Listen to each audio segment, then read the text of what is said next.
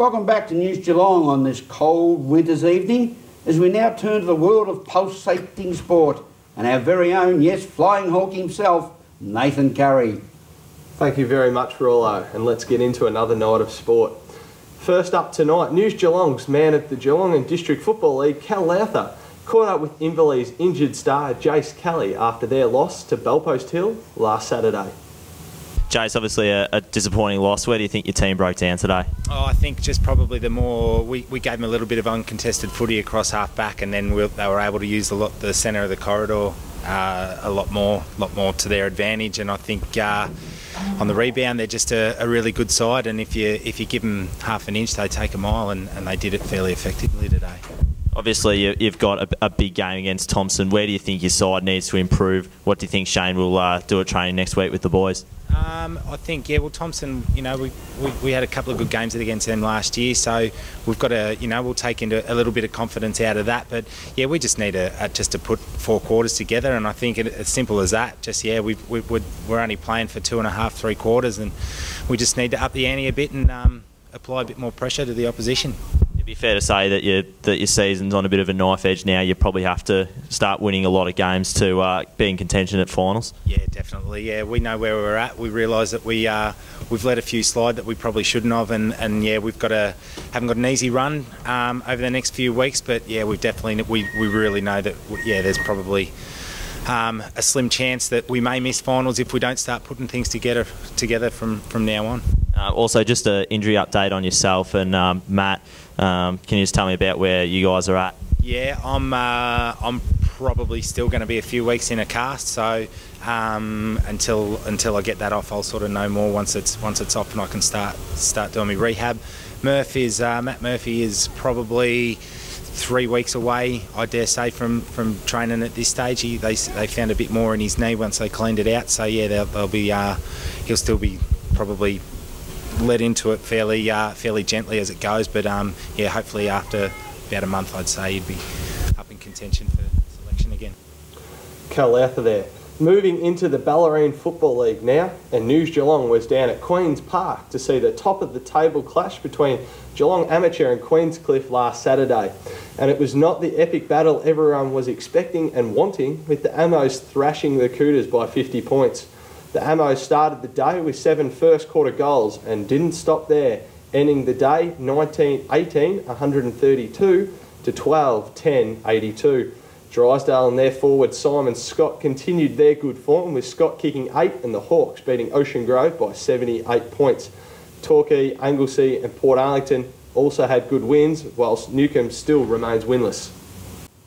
And finally tonight, St Joseph's College have won the Amalgamated Catholic Colleges Premiership after beating St Bernard's Essendon by just 5 points. News Geelong caught up with their coach Paul Clossy and their skipper Kieran Palioris after the match. What was the feeling like out in the ground, Kieran? It was tough the whole game. Like St Bernard's we're a really strong side, and the whole day was fought out. It was good to get over by I think 5 or 6 points at the end.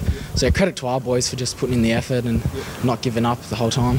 Were you and the boys confident going into the match?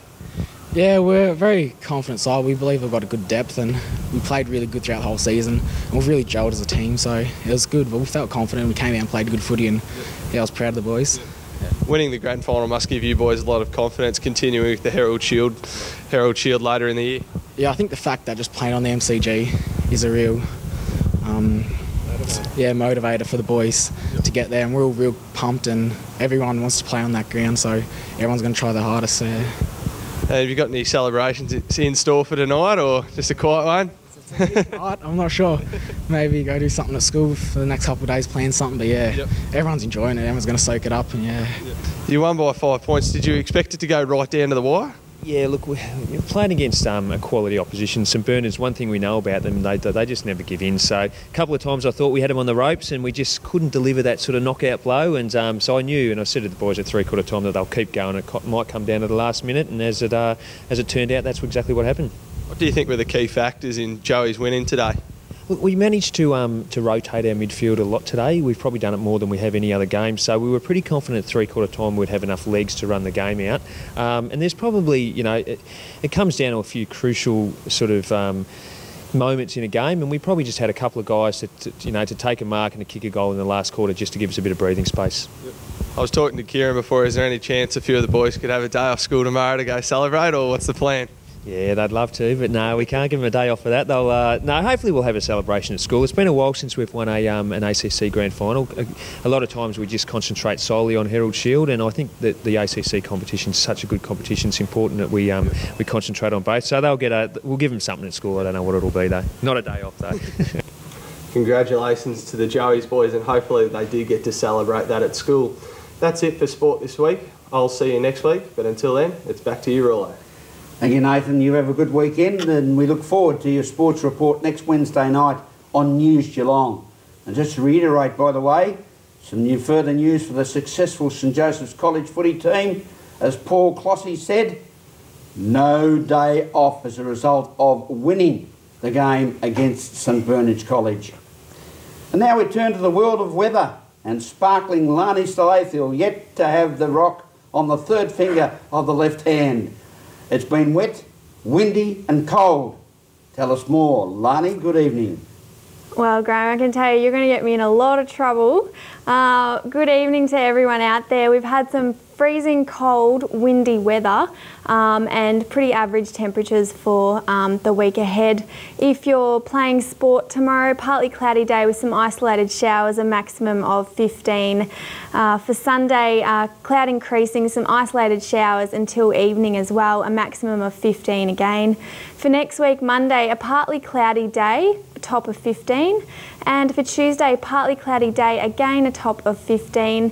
For Wednesday, we're looking at a partly cloudy day with some morning fog, which can get pretty hectic in and around Geelong, particularly Houghton area, and a maximum of 14. So if you're driving to work, just take care. And today we had a partly cloudy day with a few isolated showers around, which seems to be pretty normal for this time of the year, a minimum of 7 and a maximum of 15. So until next Wednesday, that's our weather forecast. Thank you, Larni. You too enjoy a warm weekend. Thank you for joining us on News Geelong on this Friday evening. Remember Bobby Johnson from Grovedale, take your time and smell the flowers. From all the team at News Geelong, have a safe weekend and a very good night.